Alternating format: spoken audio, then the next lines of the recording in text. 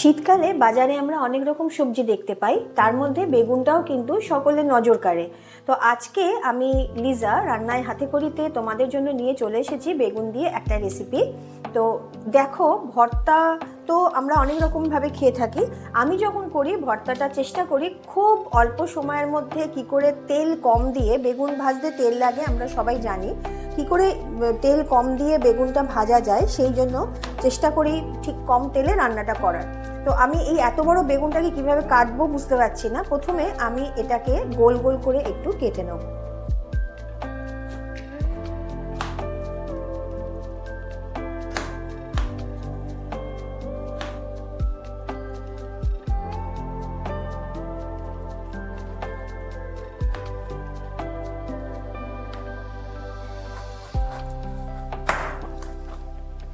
মোটামুটি এরকম গোল গোল করে আমি কেটে নিলাম।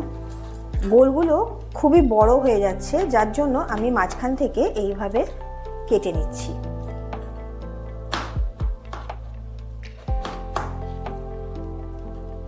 প্রচুর বড় বেগুনটা ছিল, আমি আইডিয়া করতে পারছিলাম না কিভাবে কাটবো, ওই জন্য মোটা সরু এরকম হয়ে গেল।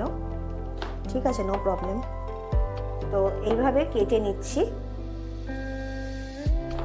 চেষ্টা করব যতটা কম তেলে ভাজা যায়। জলের টেম্পারেচার নর্মাল জলে আমি বেগুনগুলোকে কেটে একটু ভিজিয়ে রেখেছি। 5-10 মিনিট এইভাবে একটু ভেজানো থাক। বেগুনগুলো একেবারে জল ঝরিয়ে আমি একটা থালার মধ্যে নিয়ে রাখলাম।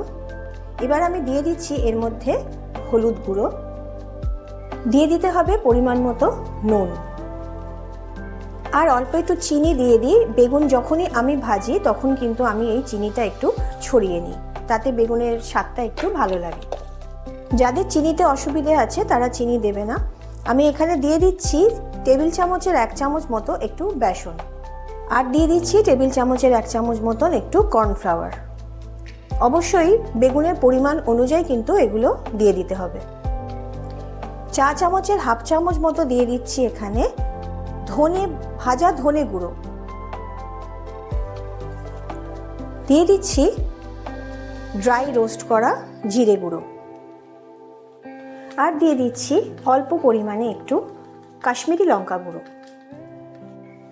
এবার বেগুনগুলো দিয়ে মশলাগুলোকে আর কি ভালোভাবে একটু কোট করে নিতে হবে।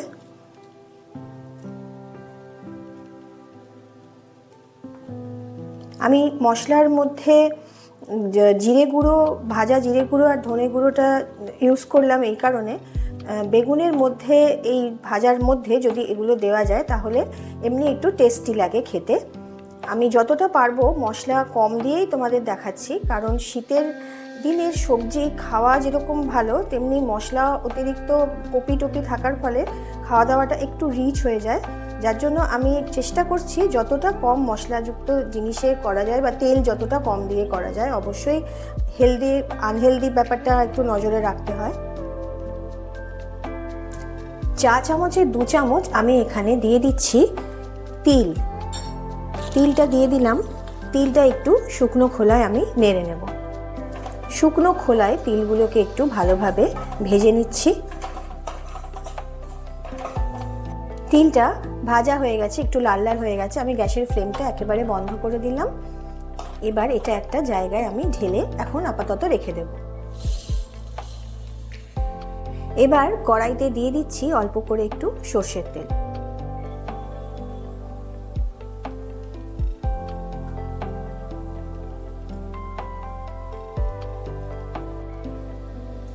এবার তেল গরম হওয়ার পর আমি কোট করে রাখা বেগুনগুলো এর মধ্যে দিয়ে দিচ্ছি।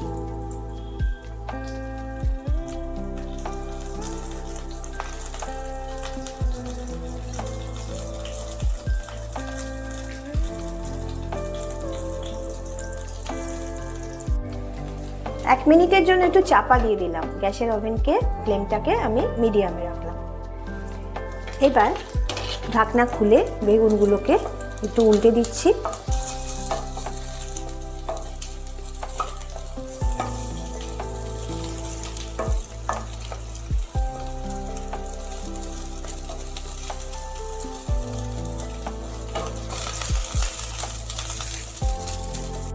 এপিট ওপিট করে এইভাবে ভালোভাবে বেগুনগুলোকে ভেজে নিতে হবে।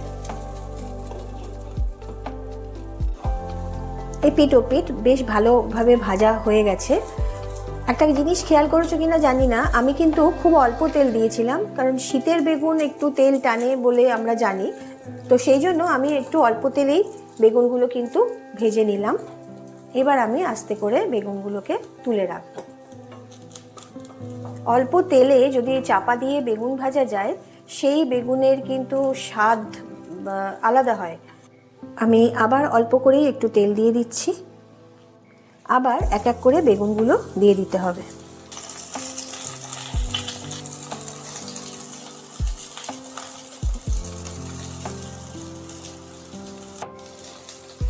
আবার 1 মিনিটের জন্য চাপা দিয়ে দিলাম।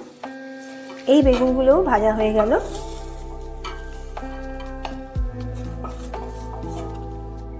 বেগুন ভাজার পর আমি কড়াইতে দিয়ে দিয়েছি সর্ষের তেল অল্প করে। এইবার আমি এখানে কেটে রেখেছি 4টে মাঝারি মাপের পেঁয়াজ। বেগুনের পরিমাণ অনুযায়ী 4টে মাঝারি মাপের পেঁয়াজ আমি তেলের মধ্যে দিয়ে একটু ভেজে নেব।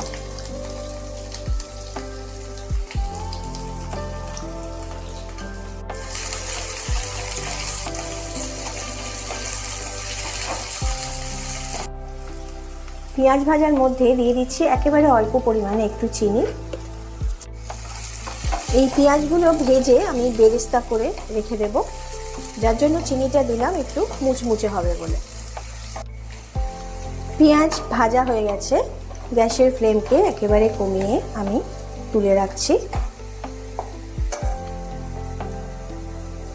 তোমরা যদি মনে করো আর একটু লাল লাল করে ভাজতে পারো, আমি একটু কমই ভাজলাম, তুলে রাখছি। এবার এই তেলের মধ্যেই আমি দিয়ে দিচ্ছি 2টো মাঝারি সাইজের কেটে রাখা টমেটো। টমেটোগুলো তেলের মধ্যে ভালোভাবে একটু ভেজে নিতে হবে। গ্যাসের ফ্লেমকে সিম করে দিয়েছি, টমেটোটা একটু ভাজা হয়ে গেছে। দিয়ে দিলাম একটা মাঝারি সাইজের পেঁয়াজ বাটা।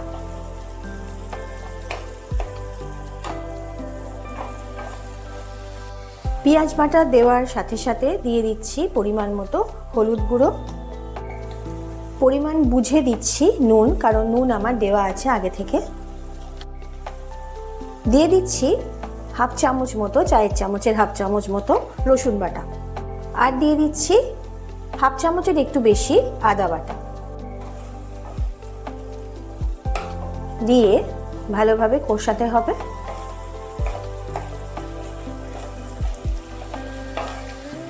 স্বাদ মতন একটু দিয়ে দিচ্ছি আখের গুড়, তোমাদের প্রয়োজন হলে তোমরা দিও, তা না হলে দেওয়ার দরকার নেই। কালারের জন্য দিয়ে দিচ্ছি একটু কাশ্মীরি লঙ্কা গুঁড়ো। ভালোভাবে নাড়িয়ে চাড়িয়ে নিয়ে আর একটু কষিয়ে নিতে হবে। যদি আমি বলি এখানে যে আমার কষাতে কষাতে তেল বেরোবে, তাহলে কিন্তু সেটা বেরোবে না, কারণ তেলটা আমি যথেষ্ট কম দিয়েছি। ওই জন্য কষিয়ে তেল বেরোনোর পর যে বেগুন দেবো সেটা না, কিন্তু ভালোভাবে এই আদা রসুন পেঁয়াজ বাটা যেটা দিয়েছি, টমেটো যেটা আছে, ভালোভাবে এটা কষিয়ে নিতে হবে। তোমরা যদি মনে করো কেউ একটু রসুন কুচি দেবে তাহলে দিতে পারো, আমি একটু পরের দিকে দিয়ে দিয়েছি। এবার ভেজে রাখা বেগুনগুলো এর মধ্যে আমি দিয়ে দিলাম।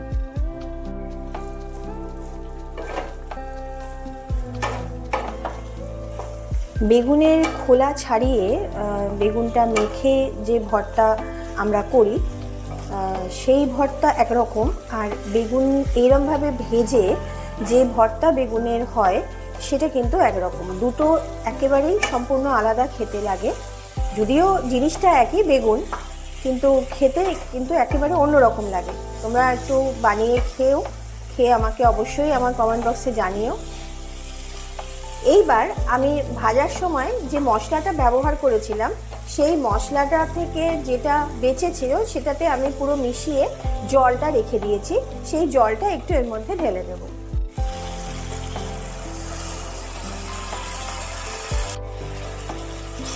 বেগুনগুলো একটু নাড়াচাড়া করিয়ে নিতে হবে। এক্সট্রা জল দেওয়ার আর দরকার নেই, এই জলটাই যা দিয়েছি এতেই হয়ে যাবে। সবই তো দেওয়া হয়ে গেছে, ঝালটা কিন্তু আমি দিইনি।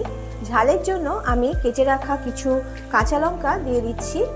যেরকম ঝাল আমরা খাই সেভাবেই আমি দিলাম, তোমরা তোমাদের মতন করে দিয়ে নিও।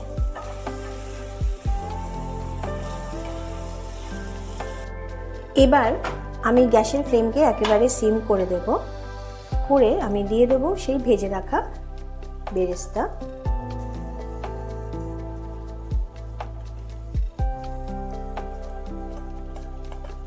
এবার আমি দিয়ে দিচ্ছি খুব অল্প করে একটু কসুরি মেথি, খুব সামান্য দিয়ে দিলাম।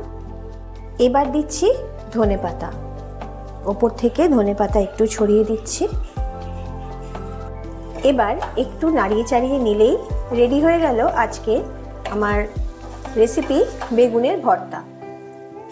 তোমরা যারা আমার এই রান্না দেখছো, যারা নতুন আমার রান্নাঘরে এসেছো, তাদের জন্য বলছি তোমরা অবশ্যই এটা বানিয়ে খেয়ে আমাকে আমার কমেন্ট বক্সে জানিও কিরকম লাগলো। তার সাথে লাইক, শেয়ার, সাবস্ক্রাইব করতে ভুলো না। একেবারে শেষে আমি দিয়ে দিচ্ছি সেই ভেজে রাখা তিল, যেটা আমি শুকনো খোলায় ভেজে রেখেছিলাম, সেই তিলটা কিন্তু আমি এবার দিয়ে দিলাম। তিলটা দিয়ে নাড়িয়ে ছাড়িয়ে নিলেই রেডি হয়ে গেল আজকের রেসিপি বেগুনের ভর্তা। তোমরা কিন্তু অবশ্যই আমাকে জানাবে। আর তোমরা যারা আমার এই ভিডিও দেখছো, প্রত্যেকটা রান্না তোমরা যারা আমার দেখো, তাদের সকলের ক্ষেত্রেই বলছি, সে নতুন হোক পুরনো হোক, তাদের সকলকে আমার তরফ থেকে অনেক অনেক ধন্যবাদ যে তোমরা আমার রান্না দেখছো, ভালো লাগছে, আমাকে কমেন্ট বক্সে জানাচ্ছ, এটাতে আমারও খুব ভালো লাগে। তাহলে আজকের মতন আমি চলি, আবার তোমাদের সামনে চলে আসবো নতুন একটা রেসিপি নিয়ে। তোমরা সকলে সুস্থ থেকো, ভালো থেকো। ও আর একটা কথা, তোমাদেরকে কিছুদিন আগে আমি একটা বেগুনের রেসিপি শেয়ার করেছিলাম, সেটা যদি তোমরা দেখো তাহলে তোমরা ওটাও খেতে ভালো লাগবে, আর এটাও কিন্তু খেতে ভালো, দুটোই কিন্তু দুরকম ধরনের সুন্দর। তাহলে টাটা, চললাম।